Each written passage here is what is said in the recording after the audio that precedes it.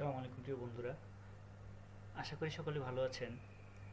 আমি যে বিষয়টা নিয়ে আজকে আলোচনা করতে চাই সেটি হচ্ছে, আপনারা জানেন ঈদুল আজহার দু একদিন আগেই আমাদের প্রধান উপদেষ্টা ডাক্তার ইউনূস আগামী নির্বাচনের জাতীয় নির্বাচনের নির্দিষ্ট একটি তারিখ ঘোষণা করেছেন। তারিখ অর্থাৎ একটি সময় সীমা বলেছেন। তিনি বলেছেন আগামী এপ্রিল মাসের প্রথম সপ্তাহে আনুমানিক নির্বাচন হবে। তো আমরা এখানে দেখতে পাচ্ছি যে এই ঘোষণার মধ্য দিয়ে বাংলাদেশে একটি নির্বাচনী হাওয়া ইতিমধ্যেই চালু হয়ে গিয়েছে।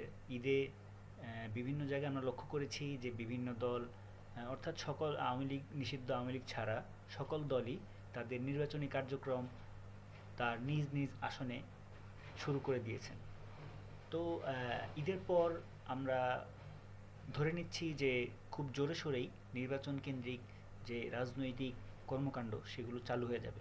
তো সেই সব কর্মকাণ্ডে জনগণ আশা করি এইবার খুবই সচেতনভাবে সমর্থন কিংবা অসমর্থন করবেন। কারণ হচ্ছে এইবার যেই নির্বাচনটি হবে সেটি একটি বিপ্লবী বিপ্লবী আন্দোলন বা অভ্যুত্থান আমরা যেটাই বলি, সেই অভ্যুত্থানের বিনিময়ে যে নির্বাচন আমরা আশা করেছিলাম সেই নির্বাচন, অর্থাৎ এখানে আমরা অবশ্যই আওয়ামী লীগের মতন কোনো শক্তিকে রাষ্ট্র ক্ষমতায় দ্বিতীয়বার আর দেখতে চাই না।